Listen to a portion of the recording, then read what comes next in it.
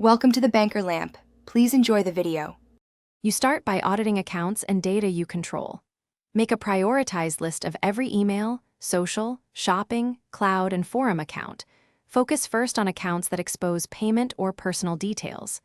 Once listed, enable two-factor authentication and change passwords to unique, strong values so sessions can't be hijacked during removal. Next, download essential backups and receipts. You'll need them. Make sure to record usernames and recovery codes in a secure password manager before you begin deleting anything. Now move into active deletion and unlinking across platforms. Remove posts, photos, and comments, then set remaining profiles to private or deactivate them. This reduces indexable content.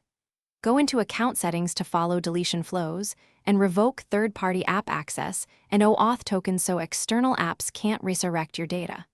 For major services, request a data export first so you retain what you need. Then submit deletion requests and save confirmation emails or job ID. Once done, monitor for residual content. Finish by cleaning caches, search results, and data broker listings so removed content stops appearing. Submit search engine removal requests and use people search opt-outs for data broker sites. Be precise with name variants and locations. Once complete, set monitoring alerts for your name, email, and usernames so you catch reappearances.